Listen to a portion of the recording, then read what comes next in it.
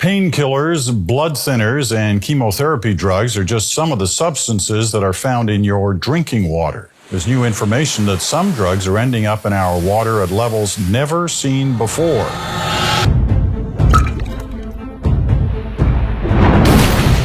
Most people don't think about where their water comes from.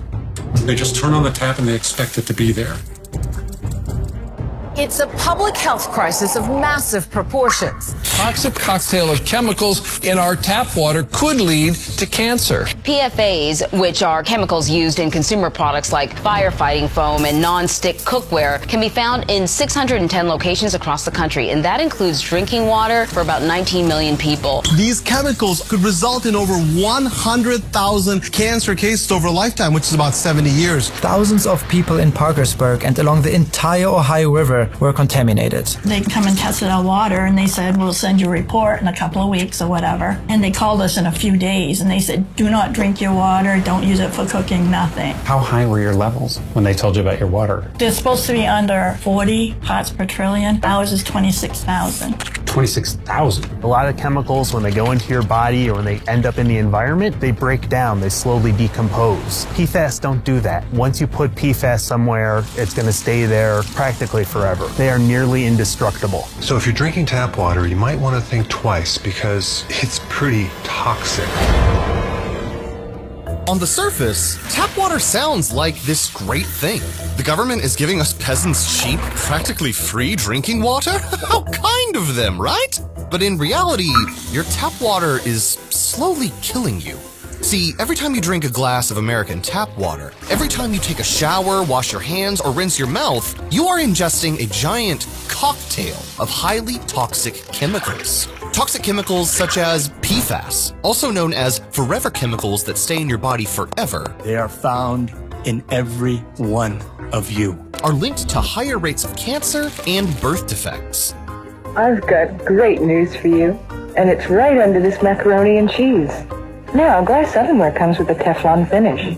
So now glass is not the cleanup problem it used to be. Between 1951 and 2003, almost 800 tons of PFOA, that special type of forever chemical that also was found in my blood, were discharged by DuPont. PFAS contamination is really a national crisis. The more we test, the more we find it. It is the manufacturers like DuPont and 3M who have gotten us here today. So they've known for 70 years that they were poisoning the water, and they didn't tell the EPA, they didn't tell their neighbors, they didn't tell their workers, they didn't tell anyone because they were making too much money. The FDA knew in the 1960s, the Department of Defense knew in the 1970s, the EPA has known since at least the 90s, and they didn't treat the issue with the amount of urgency that it needed. The EPA doesn't require utilities to regularly test for them. So there's really no way for the average American to know if it's even in their drinking water right now or in their food. There has been no new drinking water standard in the United States since the 1990s, 30 years. Drinking tap water also means that you're drinking every pharmaceutical drug known to man, like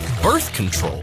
People urinate out the drugs they take into the wastewater that then gets treated and sent back to your faucets. Some of the drug comes in us and through us and out of us totally unchanged. So we actually have active drugs going into the waterway through our urine or feces. Over the last several years, the U.S. Geological Survey has tested the water. It found that something in the water is tampering with the hormones of 85% of the male smallmouth bass and a quarter of the male largemouth bass and causing them to develop female reproductive traits. Researchers suspect pharmaceuticals from human waste that the upstream water treatment plant can filter. There's also heavy metals like lead, chlorine, pesticides, fluoride, microplastics. You might think your tap water tastes terrible, but water we bathe and shower in could actually be more dangerous than the water that we drink.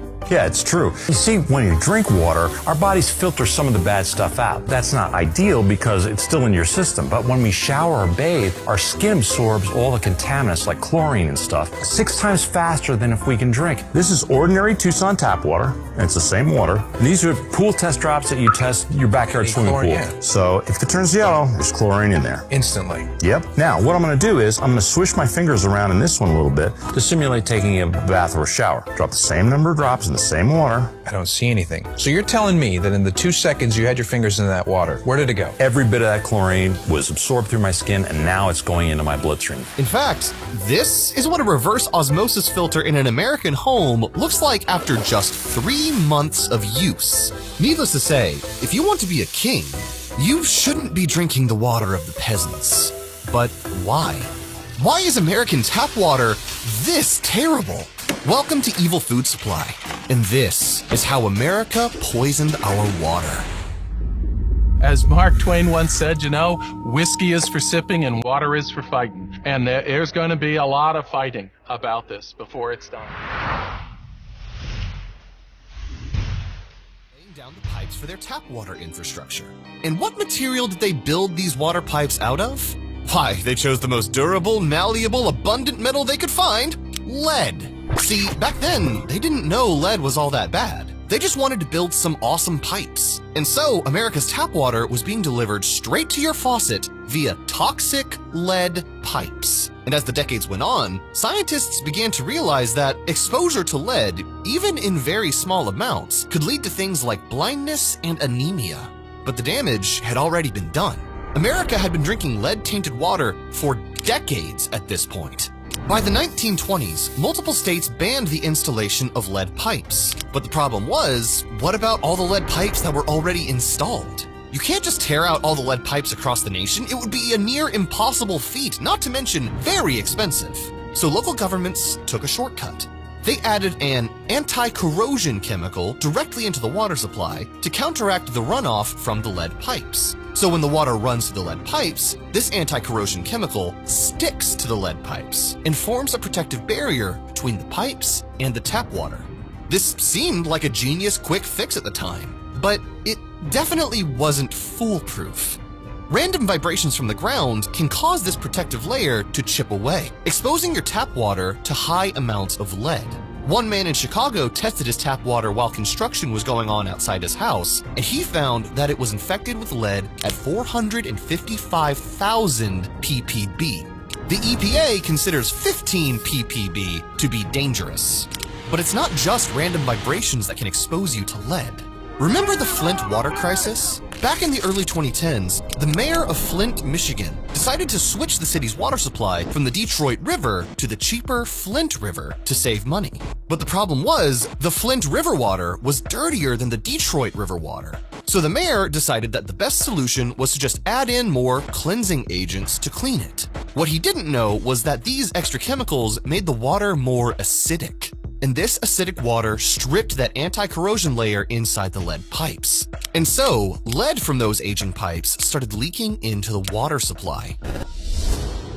And soon, the entire city of Flint, Michigan had brown, dirty, smelly, lead-filled water coming out of their faucets. And as of today, there are between 9.7 and 12.8 million lead water pipes still in operation, serving 22 million Americans. Lead water pipes that at any random moment can absolutely destroy your health, especially for kids.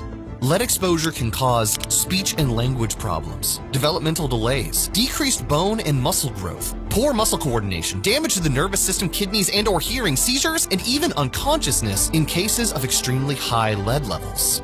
But lead is just one of the ingredients in your glass of American tap water. We already covered how fluoride was introduced into our water supply in this video that you can watch by clicking the card on the top right corner. So what we need next is a little sprinkle of forever chemicals.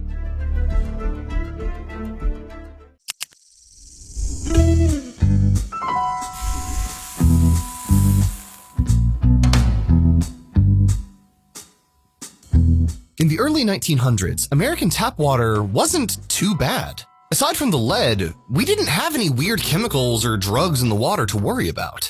But what we did have was waterborne bacteria. And this type of bacteria could kill someone in an instant. And to remedy this bacteria issue, counties all over America started dumping chlorine into their tap water. At first, people protested against this. I don't want to drink bleach, but after a while, they just accepted it. Drinking a tiny bit of bleach was better than dying from mutant bacteria. So everyone shut their mouths and started drinking bleach along with the lead. But then, in 1938, everything changed when a scientist accidentally discovered Teflon, a synthetic chemical that made everything nonstick, waterproof, and slippery. It was a miracle chemical, and DuPont started putting it in everything, from nonstick pans to pizza boxes. And so, the American chemical boom began. It was a magical time, when companies like DuPont and 3M thought all the world's problems could be solved with chemistry. Nearly everything in our daily lives is improved by chemistry. So, chemical factories started popping up in small towns all over America. These small towns needed the money, the jobs, and they were more than happy to work for an exciting, cutting-edge company that was producing chemicals for a better living. But little did these towns know that in order to make things like Teflon, DuPont had to produce a chemical so strong, so durable, that it's basically indestructible. An indestructible class of chemicals called PFAS, specifically PFOA and PTFE. These PFAS chemicals are so indestructible that they would later be nicknamed forever chemicals because they do not break down in nature. And during this manufacturing process, these factories would create a lot of toxic forever chemical waste. Forever chemical waste that would need to be disposed of somewhere, right? And in the beginning, these chemical makers did pretty much what every other American factory tends to do. They burned the waste and piped it right into the air or dumped it straight into the ground. Either way, these forever chemicals would end up contaminating the groundwater. And as the years went on, the people who lived in these small towns with newly infected tap water would develop things like cancer and hormonal disorders. John Hickey, a man who lived in Hoosick Falls, developed kidney cancer at the age of 60, even though none of his genetic line had it. And PFAS chemicals, which include PFOA and PTFE, have been linked to kidney cancer specifically. He eventually found out that his tap water contained extremely high levels of PFOA. It had been drinking it for decades. Toxic chemicals linked to serious diseases like, cancer, liver damage, and thyroid disease. And guess what? They never, ever degrade. This woman from North Carolina lost her baby from drinking PFOA-rich tap water during her pregnancy. Did it ever occur to you that that water might be contaminated? Never. Not in a million years. So I breastfed my daughter for at least a year. And I was happy. It was fine. Everything was fine. And suddenly, she becomes 4 years old and she's slightly disabled. Why? Because she had a shortness of oxygen in her brain. Maybe the problem is caused by that chemical company. Maybe not. Is she dying? No. Will she get cancer? Who knows? I don't know. Today, forever chemicals have infected practically all of our water supply, with nearly all Americans, including newborn babies, carrying PFAS in their bloodstream. But if you thought forever chemicals were the end of it, you're so sadly mistaken.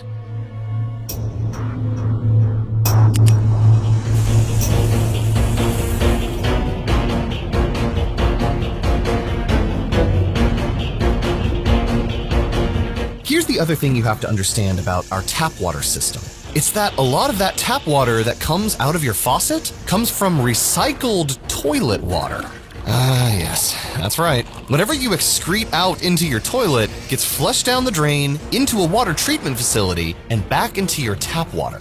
Which is all fine and dandy if these water treatment facilities could actually filter out everything. But unfortunately, they can't.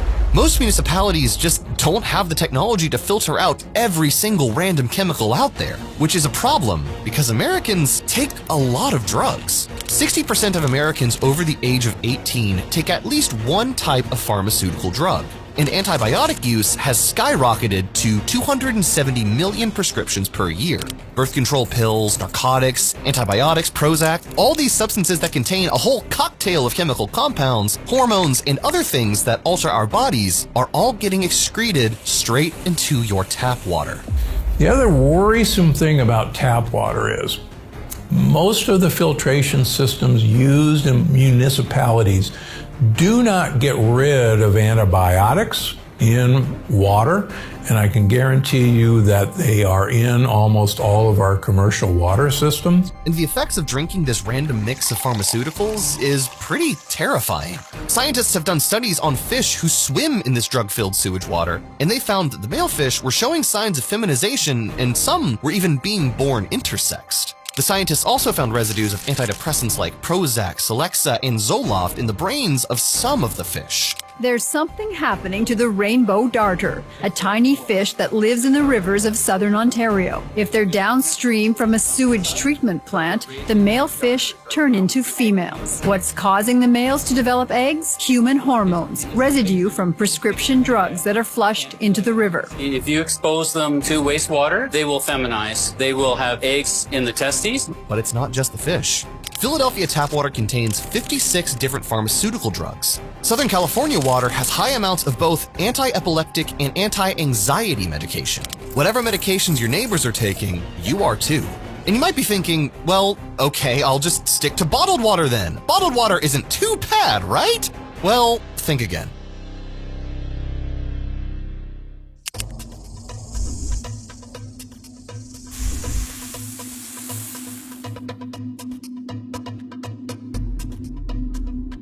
Look on any bottled water label and you will find words like pure, purified, life. But these bottled waters are far from pure and they are definitely not giving you life. See, whenever you see anything along the lines of purified water on a bottle of water, that's just a rosy sounding name for American municipal tap water that you have to pay 3,000% more for.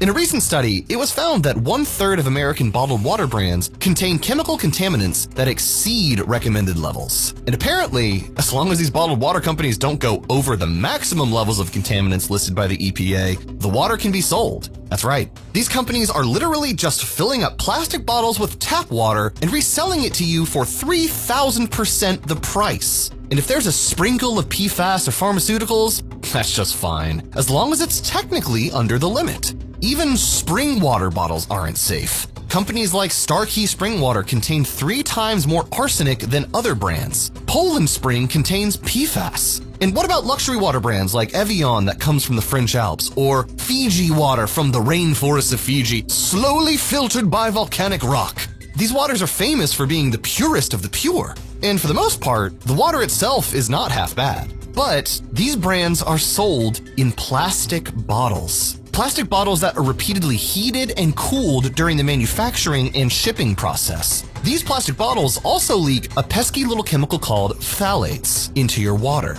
And phthalates are known to block the production of androgen, the male hormone that produces testosterone. Plastic bottles also used to contain BPA, a chemical in plastic that has an almost identical structure to human hormones. And BPA has been in our plastic bottles for decades. But in 2008, scientists found out that it is extremely toxic, even in low doses, and can lead to things like severe birth defects, abnormally sized genitalia, and infertility. And when the bottled water companies found out about this, they immediately switched over to a different chemical called BPS. A seemingly noble move, until studies showed that BPS is pretty much the same as BPA. It's still possible to get a BPA bottle. Most of them have been replaced with BPS bottles, but now the evidence is that BPS acts exactly like BPA. So my opinion is try not to drink a bottled water that comes in a plastic container. Yes, they did the old switcheroo that major corporations love to do when their chemicals get called out. But now they get to slap a BPA free on their label so everyone trusts them again, when in reality, they simply replace BPA with another kind of the same chemical.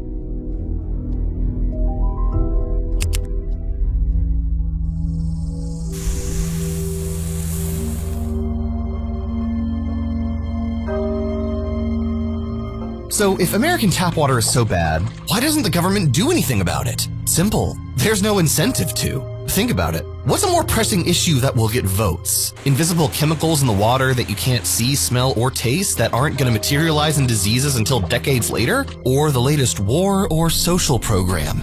But it's not just the government that doesn't have an incentive to clean up the water supply. The small water utilities across the US also do everything they can to avoid filtering chemicals, because filtering these complex industrial chemicals is super expensive. And tap water is a business. So if the water utilities decide to only test water from a certain area of town that is less toxic, or only report samples that show low toxicity, they're going to be inclined to do it. Because the last thing they want is to spend more money on expensive water filtration methods because their water was proven to be dirty. A recent report even showed that 33 cities, including Chicago, Boston, and Philadelphia, purposely manipulated their data to save money on filtration. So not only does the government not care about your health, your local water utility doesn't care either.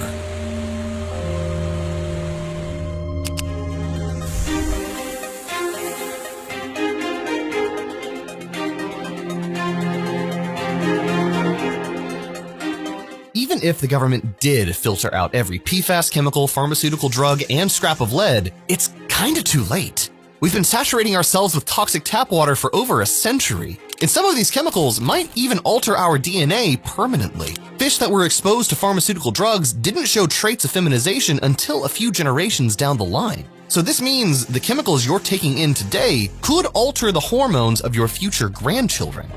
We've all heard the number that water makes up more than half of our bodies. Water is the essence of life. It's the foundation of your vitality. So you need to be taking it seriously. And you should not, for the life of you, be drinking or bathing in tap water.